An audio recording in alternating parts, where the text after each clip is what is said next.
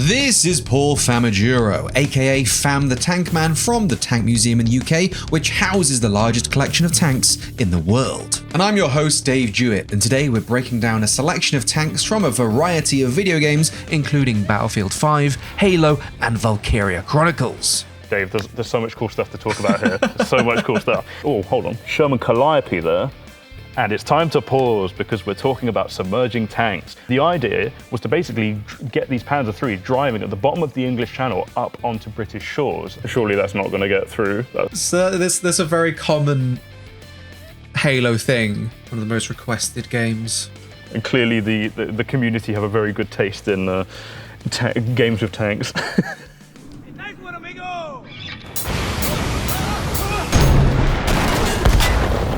The Tank Museum are currently running a fundraiser for their most ambitious project ever, restoring their King Tiger V2 back to running condition. If you want to support that fundraiser, link will be in the description below. Down there, you'll also find a link to the extended director's cut version of this episode available on our Patreon. More of Fam and the Tank Museum to come in future videos, but now without further ado, I'll throw it over to Fam.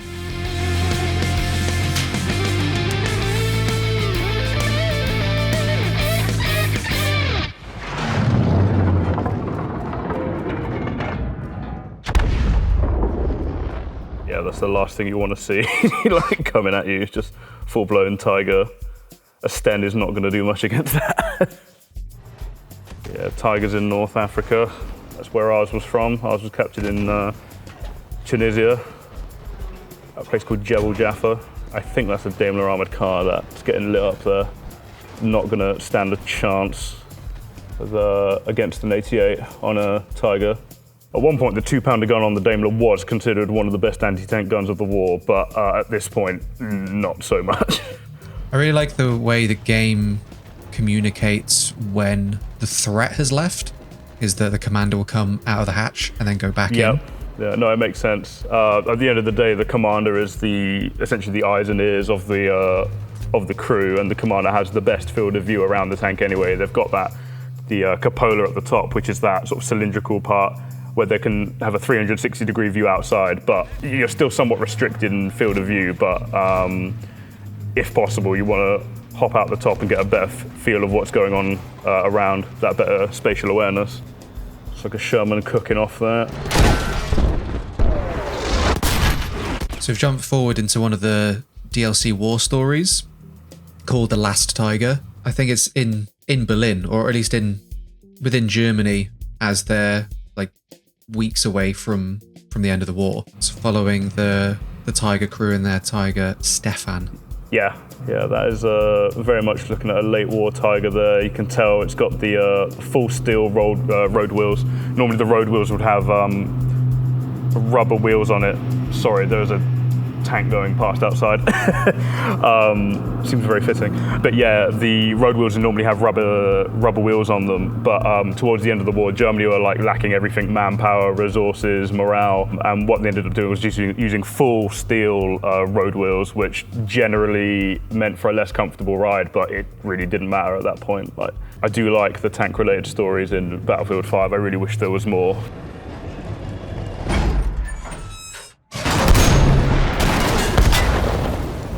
Some Churchill tanks there. The Churchill, it's weird to think, but the Churchill was like the most heavily armoured British tank of the war, and yet it still couldn't really protect the crews against stuff like the 88. I mean, it could from the front at a distance, but the 88mm guns that the Germans had really were incredibly powerful.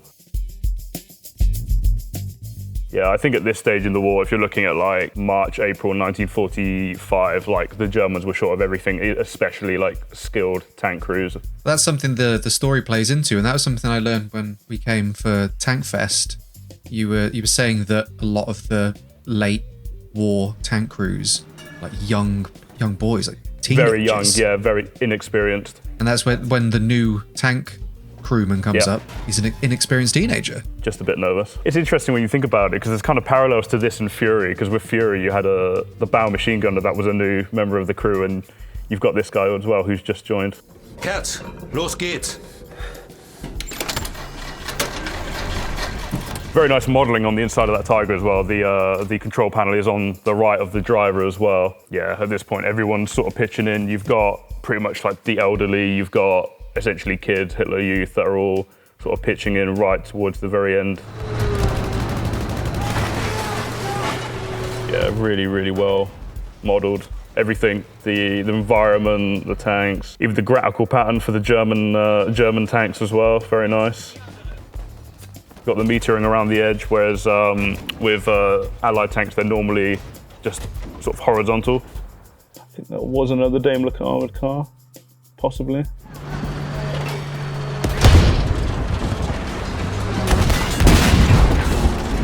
Yeah, Sherman's not going to stand a chance against that. There's a lot of details in this Tiger, like the spare tracks bolted to the front, the logs on the side. Were they also used as extra armor, as well as, you know, obviously a replacement track? I don't know what the extra logs would be for. Would that just be for armor, or would that be for traversal as well? So in regards to having extra bits on tanks, especially in World War II, yeah, tracks, logs, it was very common to see. There's definitely a lot of debate as to whether or not it makes a huge amount of difference in terms of armor protection.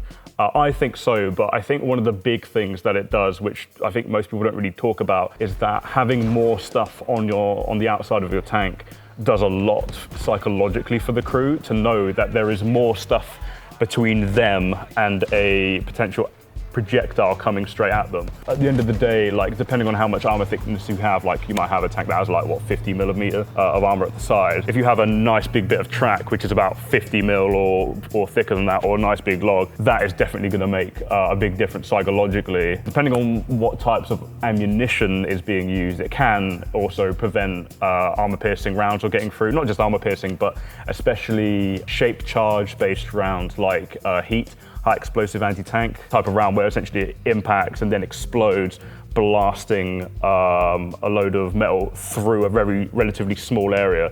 If that hits something like a wooden log, it's going to go through that rather than the metal itself. So there's definitely a level of effectiveness that is being added by adding more stuff to the outside of your tank, whether it be tracks or wooden logs as well. But with wooden logs as well, yeah, it can help with the traversal of like terrain. So say, for example, if you're really bogged down in mud, putting a couple of logs there might give enough traction just to get the tank moving.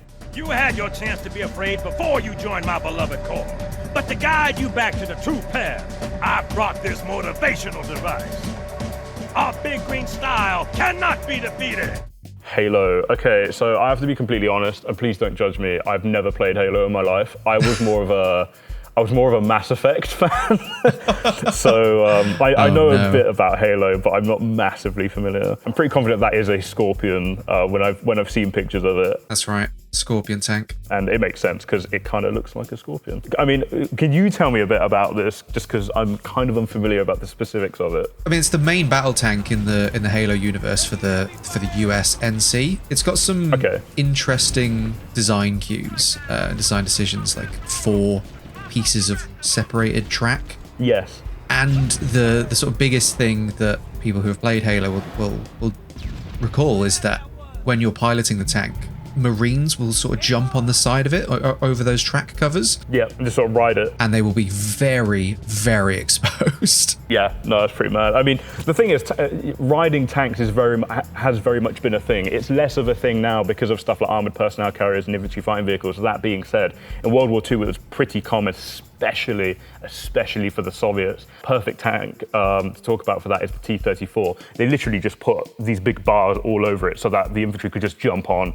ride them. I mean, the Soviets were a lot less conscious when it came to stuff like safety, I guess, if you can call it that at that point. And I think from the crew's perspective, they basically just have extra bits on the outside of the tank. It's just pretty mad. But there's some pretty incredible footage of just T-34s like bombing it through the snow, going over like jumps and crests and stuff with crew just hanging on for dear life. Riding tanks as like infantry is very much a thing, less nowadays, although there has been footage of that happening again in like Ukraine.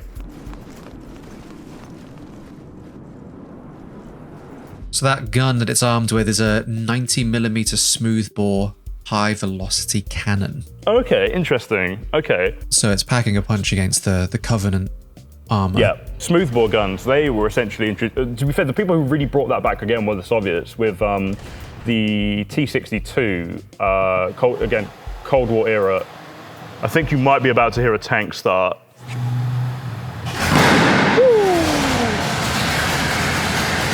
I love that. That's just great.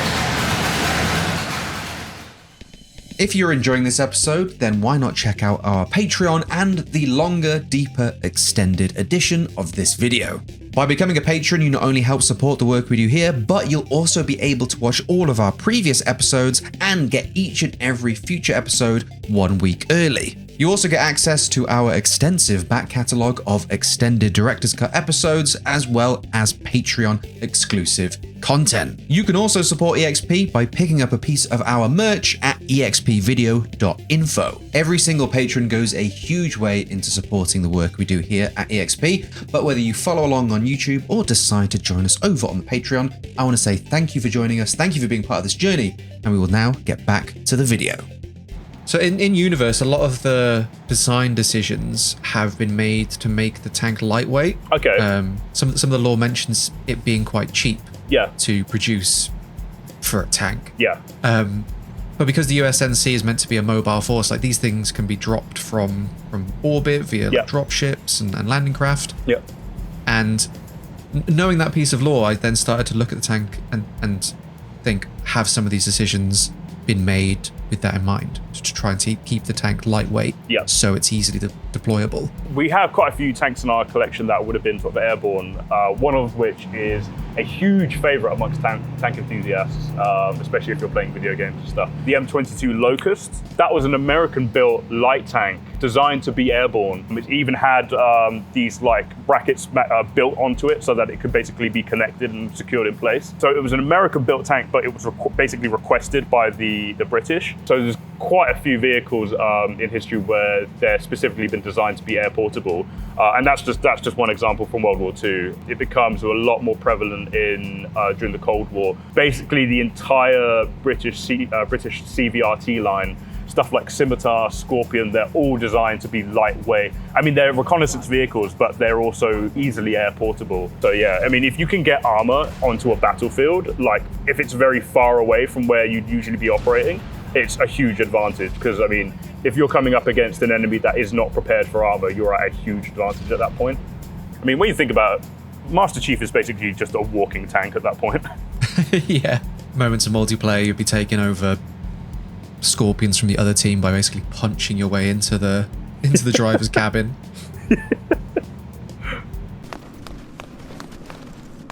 Is that spare track on the outside of that tank as well? I think it's meant to represent a spare track, yeah. Because when we'll see the HD version, see all of a sudden you can see that, oh yeah, it was in fact intended to be extra tracks or a headlight or a vent. So like we said, dropping from a Pelican needs to be lightweight by USNC standards. Yeah, I was gonna say relatively. Damn, I need to play. I might have to play this now. It looks really good. I love a game that has attention to detail. So that looks really cool.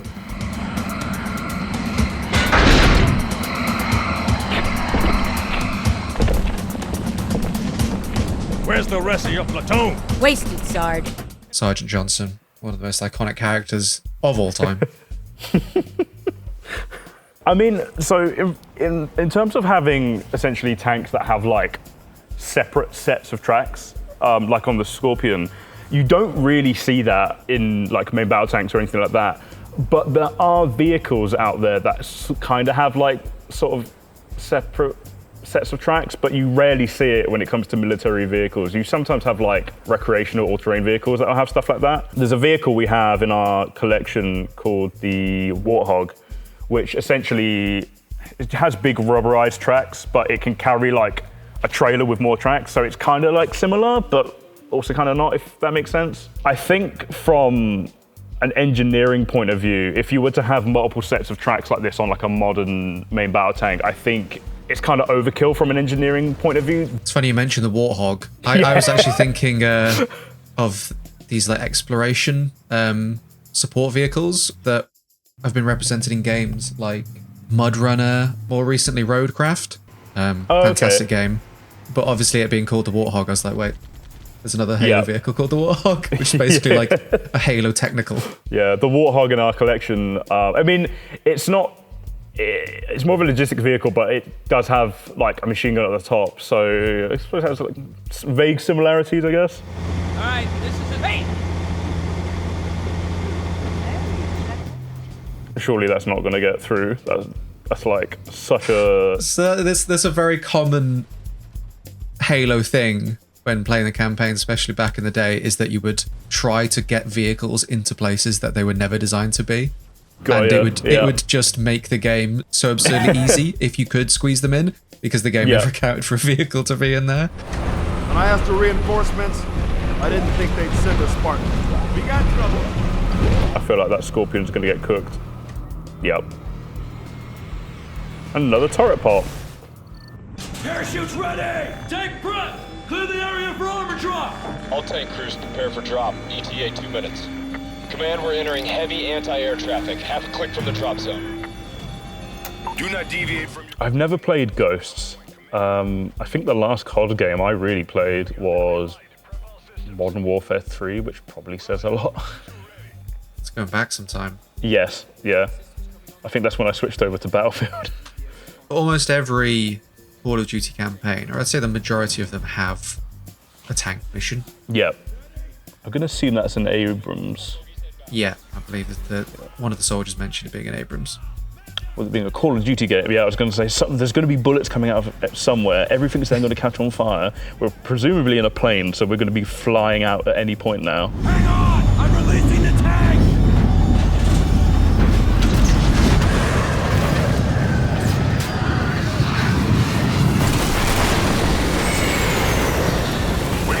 We found some pretty incredible footage actually earlier this year of like tanks being dropped out the back of planes, which is presumably, what we're having now. Not quite from this altitude, being dropped in like a similar manner. I think it was a Sheridan. Pretty incredible footage. Are they dropped with crew? My understanding is that they are not dropped with crew because the impact doesn't sound comfortable. No, it's the impact would be considerably violent. So what you tend to have is that the tanks would be dropped and then the crew would normally be put there separately.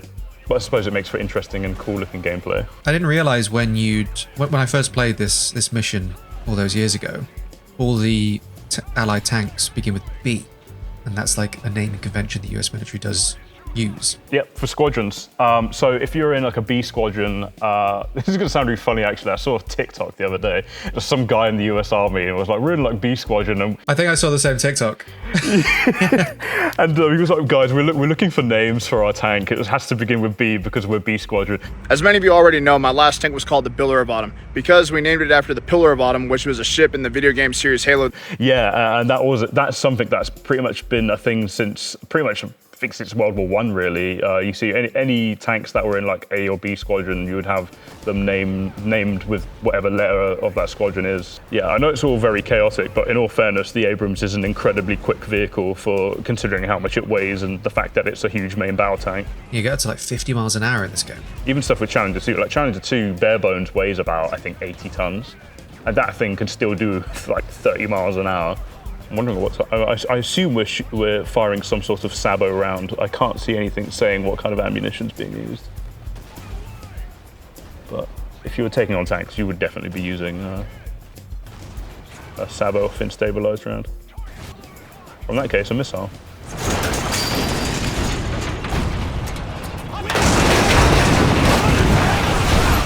I would not want to be those infantry, which is like several main battle tanks screaming through. Slightly terrifying. This is one of the faster sort of cinematic tank missions from a Call of Duty campaign. Like you really are speeding around these airfields. Yep, yeah, just crashing through walls with your main gun. Not something you'd really want to be doing. Using thermal vision there, from the looks of it. Quite a few tanks do have thermal views of varying or different optics in varying ways. You have like infrared, you've got thermal. We have a Chief, the main battle tank, had something called TOGS, which was thermal observation gunnery system, which could be very effective if you haven't got great visibility or if you're at night. Dad's tank. Whoa, I can't believe it's still here. And it's one of a kind. Here it is, the Edelweiss. Tamer built it especially for General Gunther. Ah yes, Valkyria Chronicles. Now, this is a bit of nostalgia. I have not played this in many, many years. Edelweiss, the hero tank of the game. So there's quite a lot of interesting things to talk about there. So there's clearly a lot of influence, a lot of different influence for this tank design. The first thing that I sort of notice is the fact that it's got 6 road wheels on each side. That immediately makes me think that it's got designed, it's got inspiration from the Panzer III. So the Panzer III has 6 road wheels either side. There's also a Panzer IV that has 8, but the side of that kind of reminds me a lot of the Panzer III.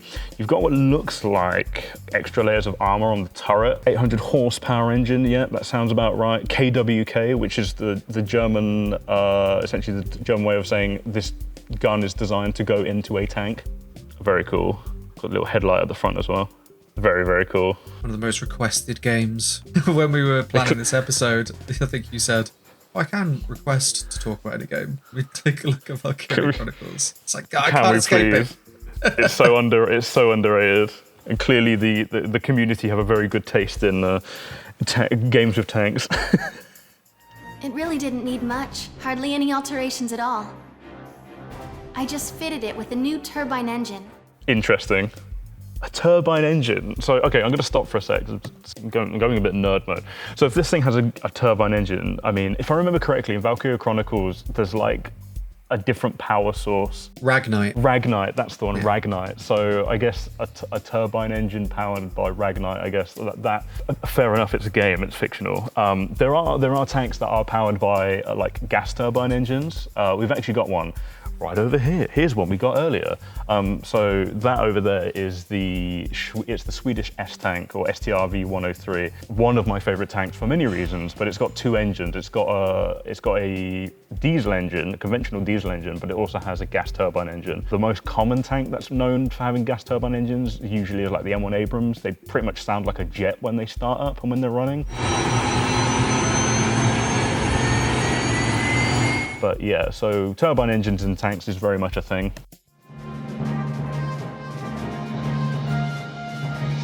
Isara, we ready to roll? And that's got a steering wheel, that one. Yes, because they've got the pregnant lady, which I think is Martha. You've got the main character guy whose name I forgot. And then you've got the driver. So you've got 3 people in there so far. Very cool. Kind of reminds me of that story of that German guy who had a Panther in his basement. Dad's tank. It still works. Yeah, I think the design for the Edelweiss is really, really cool. It has that, as I said, it's got a combination of loads of different tanks. You've got Panzer III in there. You've actually got a lot of what I would say looks very reminiscent of the Tiger II. For those of you that will know, we've got the pre-production Tiger II and we've got the production model Tiger II. Most of that were produced with the production model, but we actually have one just over there, the pre-production model, and it's actually the oldest one in the world. It's the oldest surviving Tiger II, which we're currently trying to get running again. And if we manage to succeed, it's going to be the only running pre-production Tiger II in the world, and the oldest surviving and running Tiger as well. So we're trying to do a fundraiser to raise a bit of money for that. So yeah, if anyone's interested in chipping in a bit and get that historic piece of German armor running again, do feel free to check out the fundraiser. Yeah, there'll be a link in the description for that, so folks can check it out and hopefully be a part of some of the cool history you folks are doing. Yeah, no, we appreciate it. Thank you.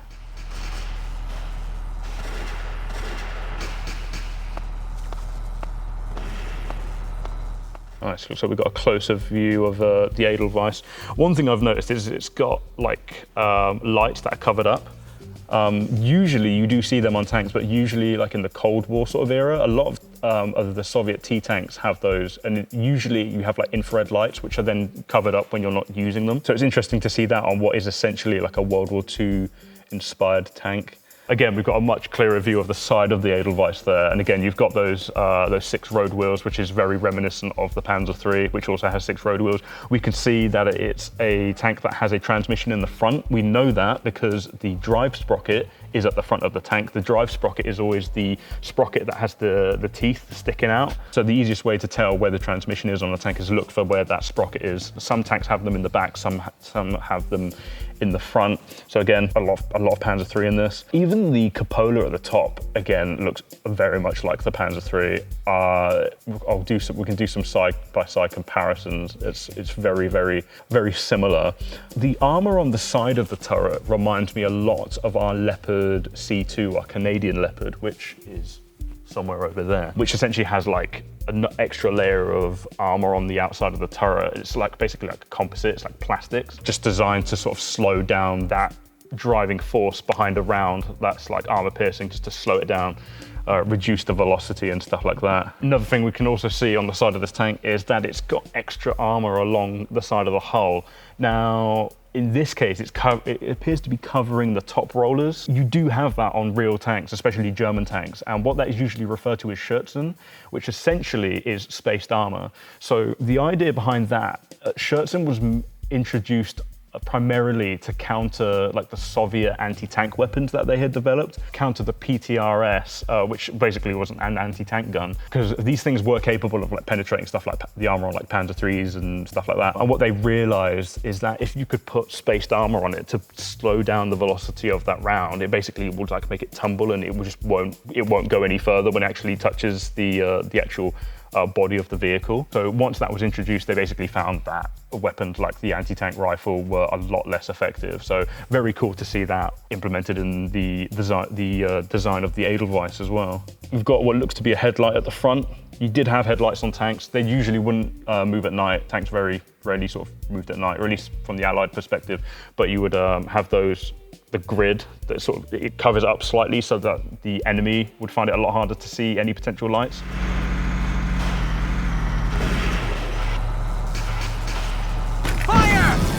There we go, right up the backside. Yep, weakest part of a tank usually is the back or underneath. Oh, I do love the Edelweiss, it's just so cool. Also, tanks in blue are very cool. It's just, you'd think they'd normally be in green, which they usually are. There's a modified version of the Sherman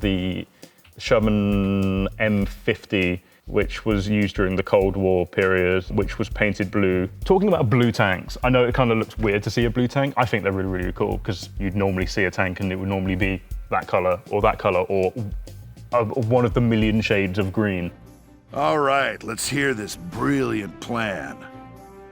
And it's too late to back out, boss man. You got that? So let's hear it. We're going to strike the enemy encampment on the east bank. I think I know where this is going. Yeah, I remember there was a bizarre usage of the Edelweiss during the story missions. What is it? Beats me.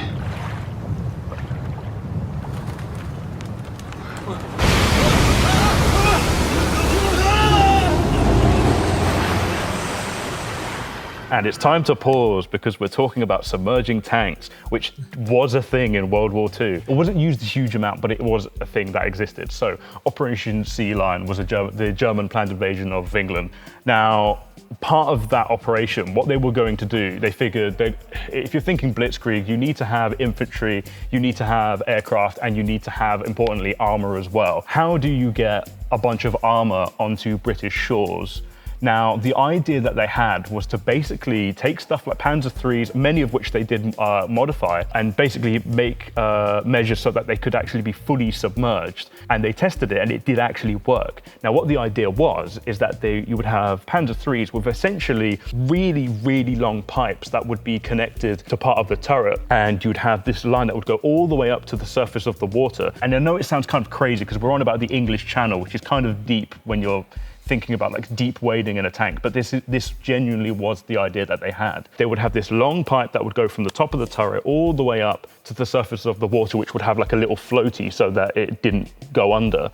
And the idea was to basically get these Panzer IIIs driving at the bottom of the English Channel up onto British shores. And it sounds like absolutely crazy, but that was what they had planned on doing. And not only that, there are examples of other German tanks in World War II having like snorkels, like the Tiger. The Tiger tank had a snorkel to allow it to do deep wading as well. So it might sound a bit ridiculous, but it's a very much a real thing that was done. And again, props to the guys behind Valkyria Chronicles, because they've clearly done their like research. It's a great little bit of detail.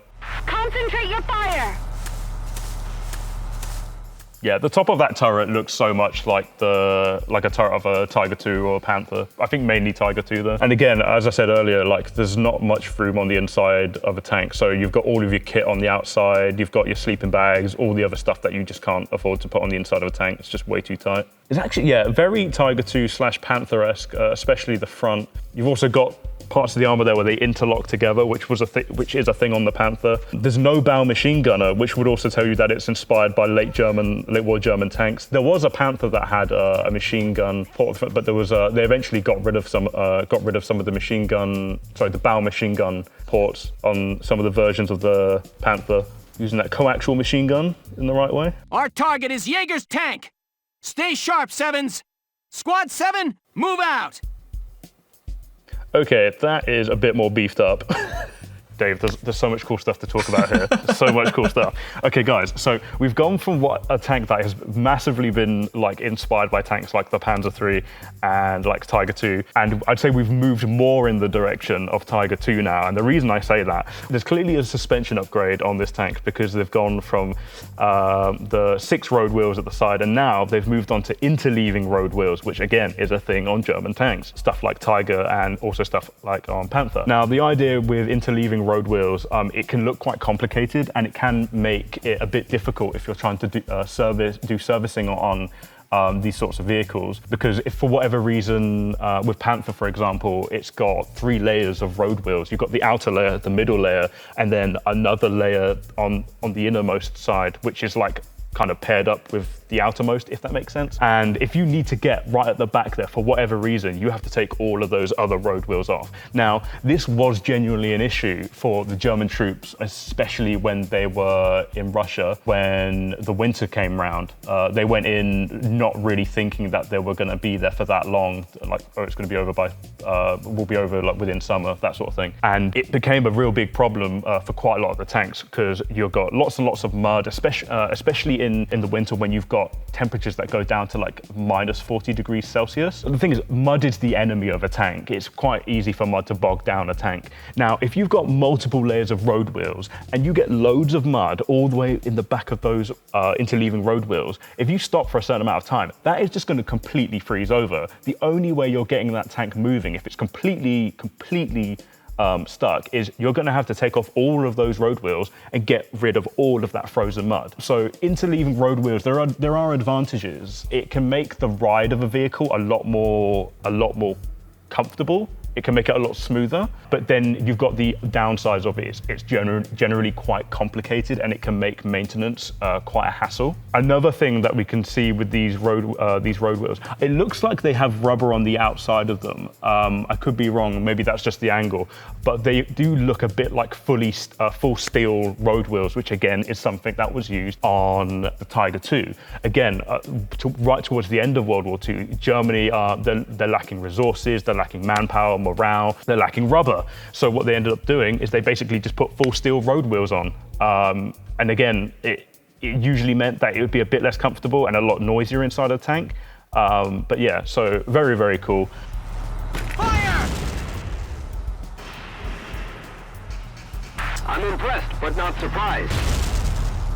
They've moved that spaced armor from the side of the hull, and they've actually moved that up onto the turret now. So again, more spaced armor, it protects the crew. So yeah, really, really cool. I'm like fully nerding out on this. I love this. Like, just props to the devs who did Valkyria Chronicles.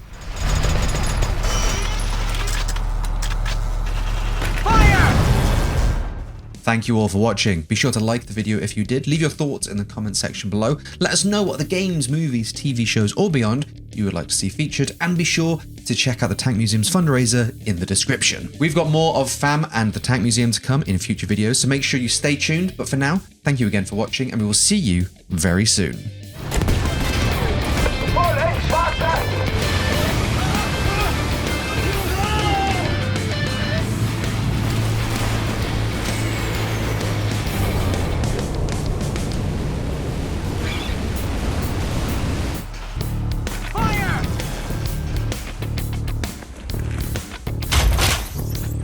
Oh, I know what the ladies like.